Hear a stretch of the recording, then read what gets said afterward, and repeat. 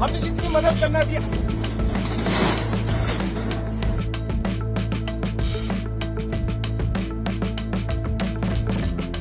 उत्तर प्रदेश में एक बार फिर बुलडोजर की गड़गड़ाहट सुनाई दे रही है।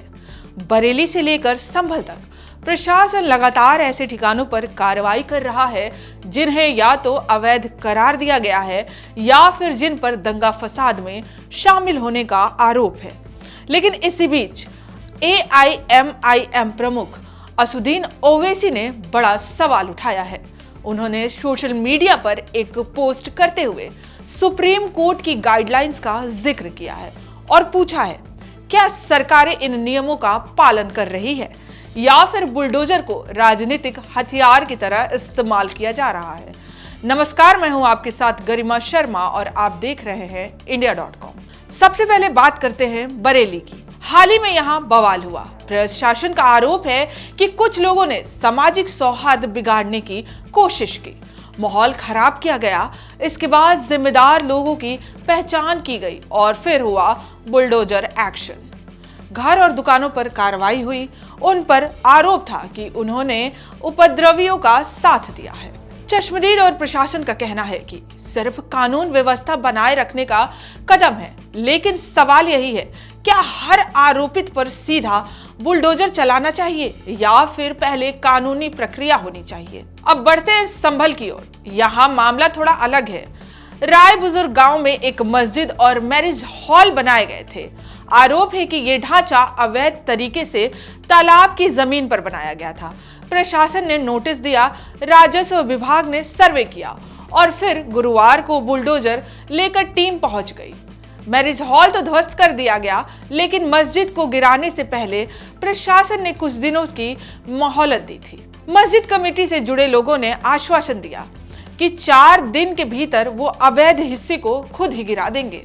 सोचिए, ये कार्रवाई पुलिस और पैरामिलिट्री फोर्स की मौजूदगी में हुई, यानी माहौल कितना संवेदनशील था, इसका अंदाजा आप लगा सकते हैं। और अब आते हैं AIMIM प्रमुख असुद्दीन ओवैसी पर। ओवैसी ने इस पूरे बुलडोजर एक्शन को सोशल मीडिया यानी X पर पोस्ट किया है। हालांकि उन्होंने सीधे किसी राज्य सरकार या किसी घटना का नाम तो नहीं लिया, लेकिन उनका निशाना साफ था, उत्तर प्रदेश की योगी सरकार। उन्होंने लिखा, वो राज्य सरकारें जवाब दे जो सुप्रीम कोर्ट के दिशा निर्देशों का पालन नहीं करती और बुलडोजर को जुल्म का हथियार बना देती हैं। इतना ही नहीं, ओवैसी ने अपनी पोस्ट में कुछ शेर भी लिखे जिनमें उन्होंने जुल्म और खून की मिसाल देकर बुलडोजर कार्रवाई को अन्याय करार दिया।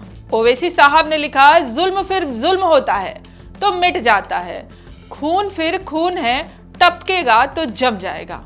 ये सिर्फ शायरी नहीं थी, बल्कि सीधे सीधे संदेश था कि बुलडोजर राजनीति लंबे वक्त तक नहीं टिकेगी। अब चलिए आपको बताते हैं कि सुप्रीम कोर्ट की गाइडलाइंस क्या कहती है। यहाँ एक और अहम सवाल खड़ा होता है। सुप्रीम कोर्ट ने कई बार कहा है, किसी भी अवैध निर्माण को गिराने से पहले उचित नोटिस दिया जाना चाहिए। किसी भी व्यक्ति को बिना सुनवाई का मौका दिए सजा नहीं दी जा सकती। और सबसे बड़ी बात, किसी समुदाय विशेष को निशाना बनाकर कार्रवाई नहीं होनी चाहिए। यानी साफ है कि ओवैसी का फोकस कानूनी प्रक्रिया पर है, न कि सीधे बुलडोजर चलाने पर। दूसरी तरफ प्रशासन का कहना है कि जो ढांचे गिराए जा रहे हैं वे या तो अवैध हैं या फिर दंगा फसाद में शामिल लोगों की संपत्तियां हैं।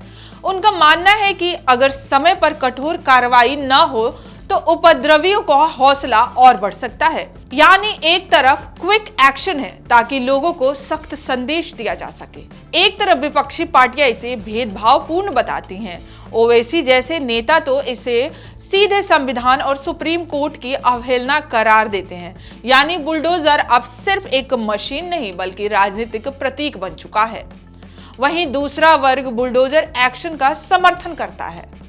उनका कहना है कि इससे अवैध निर्माण पर रोक लगती है और अपराधियों को सबक मिलता है। फिलहाल यूपी के कई जिलों में बुलडोजर की गड़गड़ाहट जारी है और इसके साथ जारी है राजनीति की गूंज। आपका इस पूरे मामले पर क्या कहना है, हमें कमेंट में जरूर बताएं।